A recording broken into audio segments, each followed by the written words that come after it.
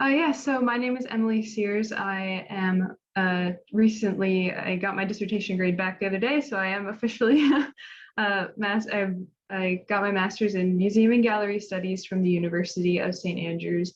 And today I'll be talking a little bit about an exhibition that I helped curate while at the university. And it'll be looking at analyzing crisis and resilience within the museum space through the exhibition When It Rains, We Harvest, or Cuando Llueve Cosechamos. So just a little bit of background about the exhibition. It was a very interdisciplinary museum exhibition at the Scottish Fisheries Museum, which is in Anstruther, Scotland, just about 7 miles from St. Andrews.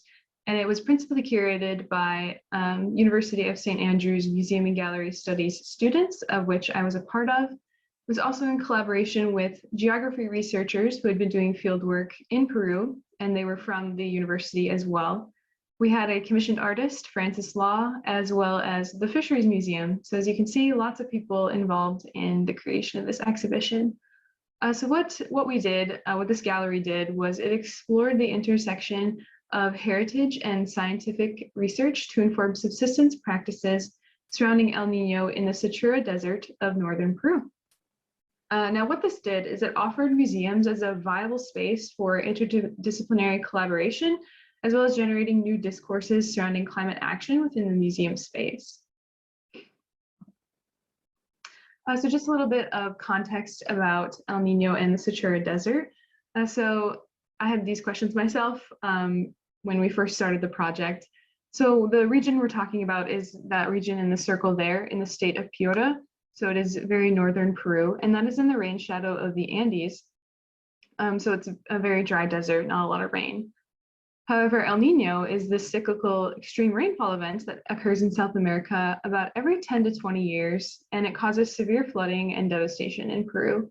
However, current climate research indicates that El Nino will probably become more frequent as well as more volatile in the coming years, and it's already difficult to predict. So as it causes a lot of devastation in the rest of Peru, and it is viewed as this natural disaster. However, for the community members of the Sechura Desert, these rains actually bring much needed moisture for crops, and they also create lagoons for fishing in. So this is a very highly anticipated event. It's viewed as a source of abundance for this community because it provides food for their community.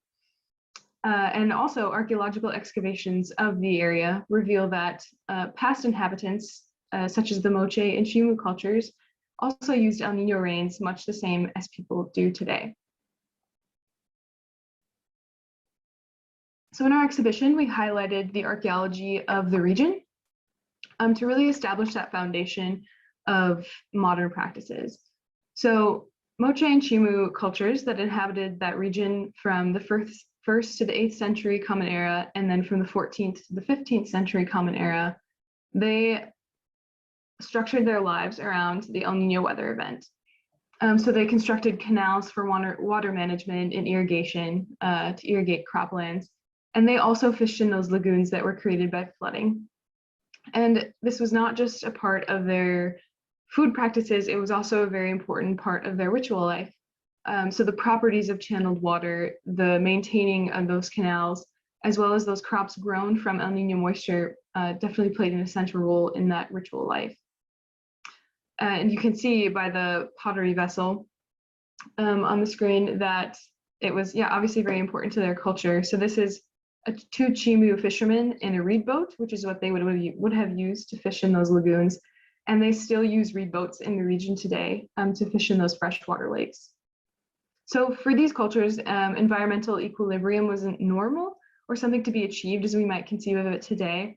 However, this instability was highly anticipated and expected. We also had to highlight modern Sechura, the practices, what they do there today, and how that relates to the past. So again, freshwater lagoons are created for fishing, and they channel the water of the overflowing rivers to irrigate croplands. And for us, it was very vital to communicate this adaptive, positive experience of El Nino, which usually isn't seen in politics or the media. Now, as a Scottish university, we did not have a lot of objects to showcase in our exhibition. But we had to use photos as well as quotes from community members in the Peru community to let those people really speak through their own words and to tell their own story. And this also highlighted the importance of local action to climate crises and how every culture is different in addressing these issues. And it was definitely important in light of the UK and Peru entered into agreement to kind of build some infrastructure to divert the water away from like overflowing rivers.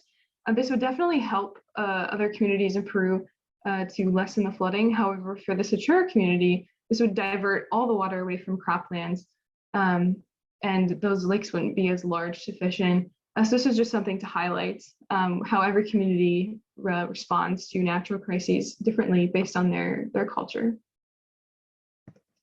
So how do you take art and science and history and kind of put it all together? This is definitely a question we had. So climate-themed exhibitions are definitely becoming more common in museum practice. And with that, a bunch of issues are raised, including how to discuss this sensitive topic, how to convey scientific information in a very approachable manner, as well as how to engage audiences in discourse and action. So as you can see, there were a lot of perspectives to take into consideration, and we also had to acknowledge the devastation that does occur in the rest of Peru.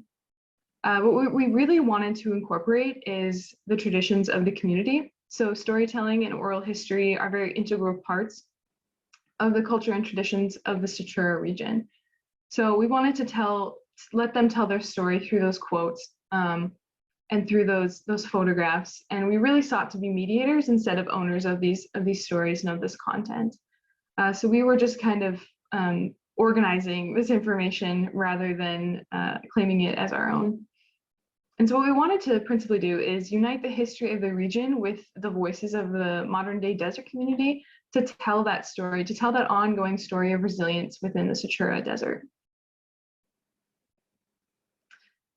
So why should people in Scotland care about desert community in Peru? We definitely needed to relate this content to the audience because it was so different from the content in the rest of the museum. So Anstruther and coastal Scotland is a very prominent fishing industry, prominent fishing community. So, and the Fisheries Museum was actually founded to preserve and celebrate this way of life that was created in fishing villages around the country and around the globe. And Scotland also faces challenges as climate change and issues concerning sustainable fishing methods affect the industry. So we showed the visitors that both communities have developed a very distinct culture surrounding fishing practices, and that they can utilize this history in combination with current scientific research to inform viable fishing methods and sustainable ways of subsistence. And we also used many external events for further audience engagement, lectures, pub quizzes, things of that nature, kids activities to kind of keep the conversation going. So we all know that history helps us prepare for the future. So how do we kind of go into the future with this information? So the St. Andrews geography researchers who have been working in Peru actually helped implement an educational curriculum that enables secondary students within that region to understand the positive effects of El Nino in their community and how their community has adapted in the past.